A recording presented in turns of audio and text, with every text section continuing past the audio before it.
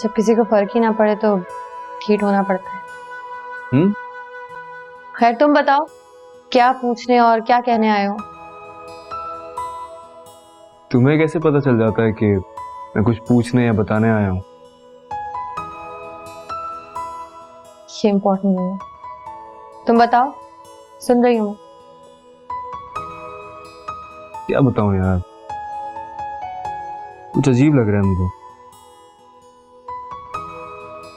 पता है, जब मैं वहां से यहाँ आ रहा था तो मुझे लग रहा था मैं तुम्ही को नहीं भूल पाऊंगा, लेकिन यहाँ आके हीर से मिल के, उसकी बातें सुन के, उसके साथ वक्त गुजार के मुझे रूमी याद ही नहीं आई। तो इसमें अजीब क्या है? अरे यार, समझ नहीं आ रहा कि सब कुछ ठीक हो भी रहा है या नहीं। तुम्हारा दिल क्या कहता है? मैं अपने दिल से ज्यादा तुम्हारी सुनता हूँ।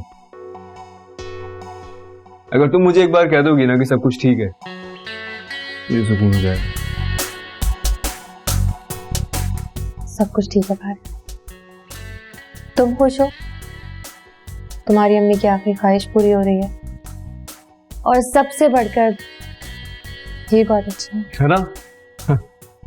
बस अब मुझे सुकून हो गया है। थैंक यू यार। Good night.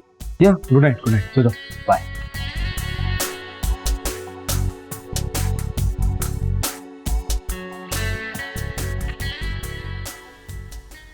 अम्मा, आँख मारी है इसने मुझे। अरे मैंने कहा खाला, मैंने तो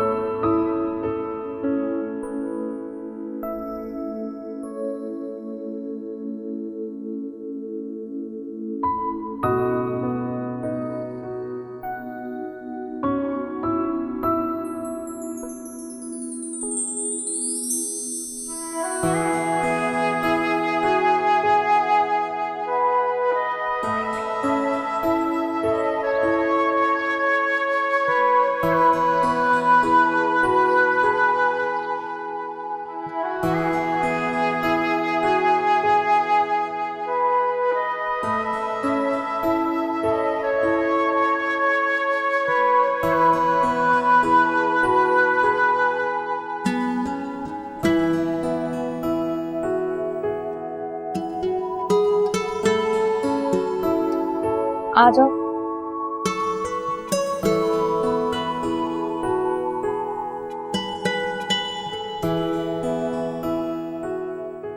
नहीं आ रही तुम्हें? नींद क्यों आएगी? सारे दिन मैंने किया ही क्या? कमरे में बैठे बैठे बोर हो रही थी तो सो गई, मगर अब नींद भी नहीं आ रही। आई एम सॉरी, मेरी वजह से बोर हो रही हो तुम। मैंने शिकायत तो नहीं की, फिर सॉरी क्यों बोल रहे हो? चलो, एटलीस्ट तुम मुझे बर्दाश्त करना शुरू हो गई हो।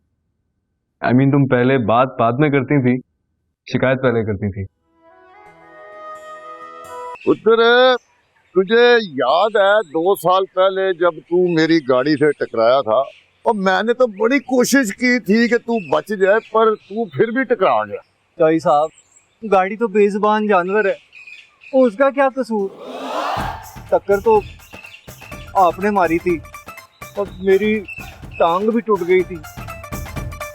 अच्छा जी, तो वो भूल गया कि मैंने तेरा इलाज भी कराया था, तुझे नौकरी दी, और बच्चों की तरह तुझे पाला मैंने, है?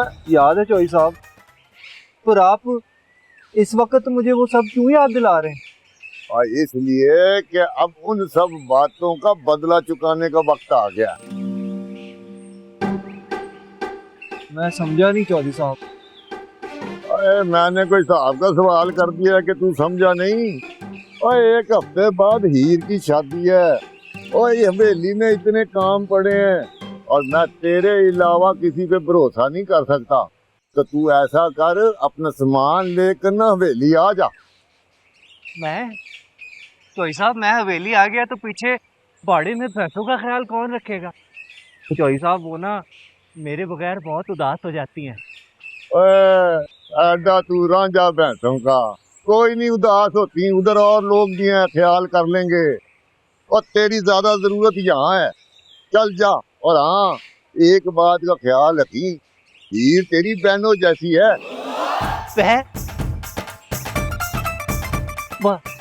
बस चौई साहब, मैं समझ गया, आपको और कुछ कहने की जरूरत नहीं है। मैं रात को अपना सामान लेके हवेली आ जाऊंगा। शाबाश है पुत्र, सामान लेकर आ जा, मैं हवेली में तेरे लिए एक कमरा साफ करा देता हूँ। है जी चौई साहब। जा, शाबाश है, निकल निकल निकल। जी। हाँ। करमू, करमू किधर मर गया?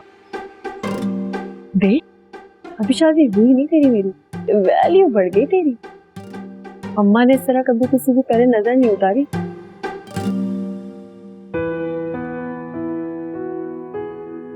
आपको याद है आपने गलती से एक प्लॉट मेरे नाम कर दिया था? हाँ, गलती से किया था। आज तुम उसे याद कैसे आ गई? नहीं, सोच रहा हूँ उसको भेज दो।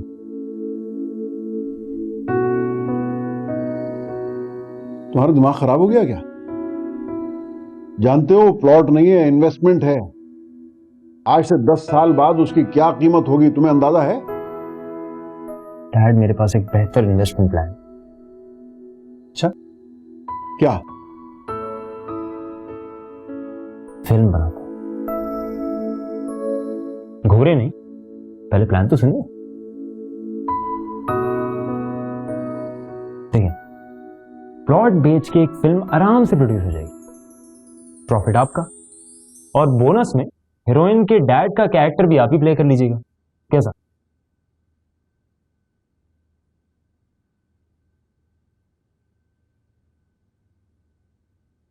हाँ रजा, मैं बोल रहा हूँ। अच्छा सुनो, वो हमारा एक प्लॉट था ना साइड के एरिया में, जो मैंने 0 के नाम कर दिया था। हाँ, उसके नए डॉक्यूमेंट्स बनवाने हैं भाई। मैं रूमी के नाम कर रहा हूँ। हाँ, जल्दी बनवा लेना। ठीक है, ओके।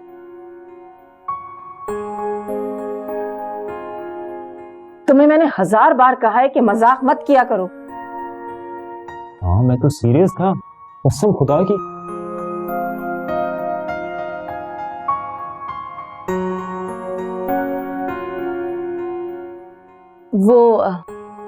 वो सलीमा बाजी का फोन आया था, सबको बहुत पूछ रही थी। उन्होंने फारिस और हीर का रिश्ता तय कर दिया है। अगले हफ्ते शादी है, सबको बुलाया है उन्होंने। क्या? सब कुछ जानते हुए भी? खबर? मुझे उम्मीद है तुमने उन्हें बता दिया होगा कि हम में से कोई नहीं आ सकता।